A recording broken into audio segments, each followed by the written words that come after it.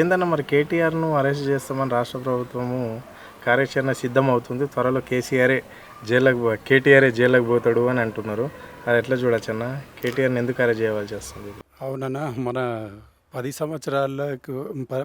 సంవత్సరాల క్రితం చూసుకుంటే మన ఐటీ సంస్థ ఎక్కడ ఉండేది. 10 సంవత్సరాలు అయిన తర్వాత కేటీఆర్ ఐటీ అభివృద్ధి ఏ విధంగా అది చేసారో దానికోసం అరెస్ట్ చేస్తారా? ఇప్పుడు చూడనా, ఐటీ చదవాలంటే 10 సంవత్సరాల క్రితం ఎవరు చదివేవాళ్ళు గారు. ఎందుకంటే విదేశాలకు పోయి జాబ్ చేయాలి అనుకునేవాళ్ళు, వేరే దేశాలలో పోయి జాబ్ చేయాలి. లేకుంటే పక్కన దేశం, మన రాష్ట్రం ఉంది కర్ణాటక, బెంగళూరు, ఐటీ రంగమే కదా అది.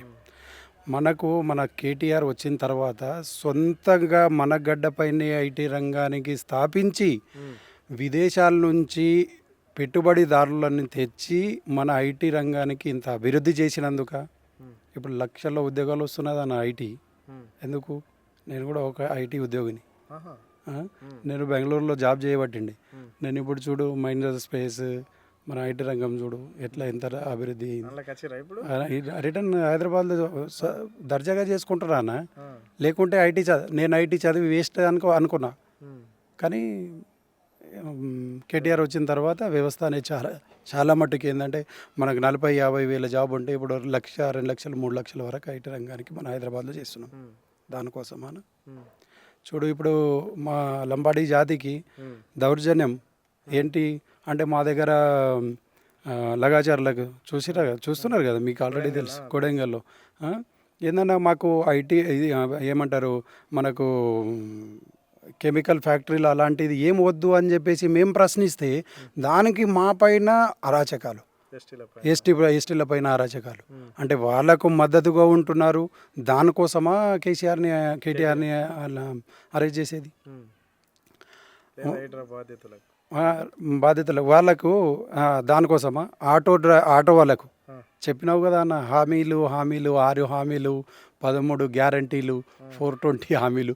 దానిపైన అనేది నువ్వు శ్రద్ధ వహించు, నువ్వు చెయ్యి అభివృద్ధి. మేము కాదని చెప్పేసి అనట్లేదు అంటున్నాడు కదా. కేసీఆర్ కూడా అంటున్నాడు, కేటీఆర్ అంటున్నాడు, హరీష్ అన్న అంటున్నాడు. నువ్వు దానిపైన చర్చ పెట్టు, నువ్వు అభివృద్ధి పాలన చేయి. నీకు వద్దంటున్నారా? ఈ రేసు, ఈ ఫార్ములా, ఆ ఫార్ములా, అదే అసెంబ్లీలో మాట్లాడతా అంటున్నాడు. నువ్వు ఉండు అసెంబ్లీలో, దానిపైన రేసు మాట్లాడు. అది చేయాలి. కానీ నువ్వు ఉట్టిగా అన్న, కేటీఆర్కి మిలియన్ల ఫాలోవర్స్ ఉన్నారు, గమనించట్లేదు. ఏదో మాయమాటలు చెప్పేసి రేవంత్ రెడ్డి సీఎం అయిండు, ఆ సీఎం పదవి పోవడానికి చాలా రోజులు అనేది లేదు. కేసీఆర్ నువ్వు బయటికి రావాలి అంటున్నాడు. అసెంబ్లీ టైగర్ 2 ఉన్నారు, KTR and Harish. Land tigers, వాళ్ళని తట్టుకో శక్తి నీకు లేదు. అతను వస్తే నువ్వు ఉంటావా ఆడ? అది చూసుకునేది. పబ్లిక్ ఏమైందంటే అన్న, 2కి 4 అన్నాడు, 4కి 6 అన్నాడు, 10,000 రైతు బంధువు వచ్చేది 15,000 అన్నాడు.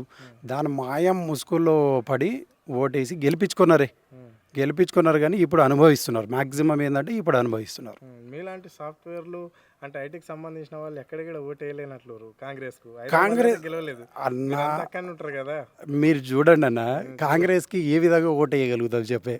ఇప్పుడు 10 సంవత్సరాలు ఇప్పుడు మీరు ప్రీవియస్ చూడండి, ప్రజెంట్ చూడండి. మన హైదరాబాద్లో ఐటీ రంగం, ఐటీ స్టూడెంట్స్ ఎవరైనా ఇప్పుడు బెంగళూరు కానీ, ముంబై కానీ, ఢిల్లీ కానీ ఇలా వెళ్ళిన వాళ్ళు వలసకు వెళ్ళి ఆడ జాబ్ చేసే ఇది ఉన్నారా? ఇప్పుడు ఎందుకు గర్వంగా చెప్పుకుంటున్నారు? విదేశీ వాళ్ళు మొత్తానికి అరే కేటీఆర్ ఉన్నాడు అక్కడ, ఇన్వెస్ట్ చేయాలి, 100% చేయాలని చెప్పేసి వచ్చేవాళ్ళనా, నమ్మకంతోనే వచ్చేవాళ్ళు. ఇప్పుడు ఈ 1 ఇయర్లో చూడు, ఒక్క ఐటీ రంగం కానీ, ఒక్క ప్రాజెక్ట్ కానీ నువ్వేమన్నా డెవలప్ చేసినావా? చూడు, డెవలప్ అయిందా? మీకు కూడా మాకన్నా ఎక్కువ మీకు తెలుస్తూ ఉంటుంది. అరెస్ట్ చేస్తే అన్న, ఇది మన రాష్ట్ర ప్రజలకు స్వచ్ఛందంగా కనిపిస్తున్న అభివృద్ధి. వీళ్ళు ప్రీవియస్ ఏం చేసిరు, ఇప్పుడు వీళ్ళు ఏం చేస్తున్నారు అనేది కూడా ఆల్రెడీ వాళ్ళకి తెలుసు. ఇప్పుడు ఆల్రెడీ విలేజ్లలో వస్తే యాంటీ అయిపోయారనా పబ్లిక్. వీడు లుచ్చగొడుకున్నాడు, అది ఉన్నాడు, వీనికి ఏమో ఓడిస్తాం, గ్రామ పంచాయతీలో చూపిస్తారు, మనం చెప్పేదిగా చూపిస్తారు, ప్రజలే చూపిస్తారు. తిరుగుబాటు అన్న.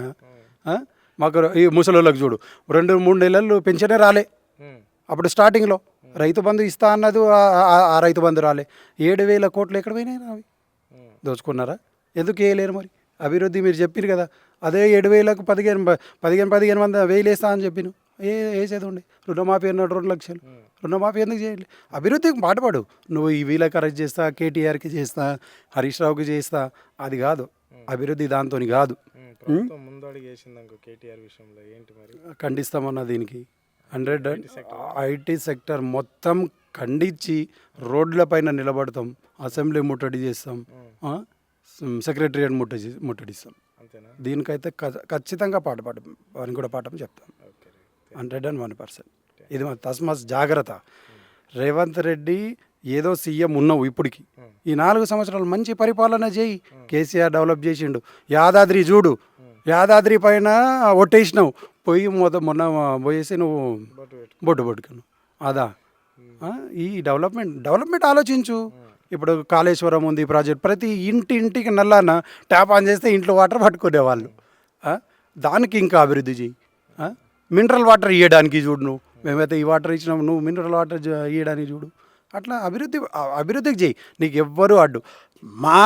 ఇప్పుడు చూడండి, హరీష్ రావు కానీ కేటీఆర్ కానీ అంటున్నారు కదా, మీరు అభివృద్ధి చేయండి మేము సహకారం చేస్తామని చెప్పేసి అంటున్నారా? మీరు అసెంబ్లీ చూడండి అంటున్నారు. కాబట్టి వాళ్ళకు కూడా ప్రోత్సాహం 100% ఉంటుంది.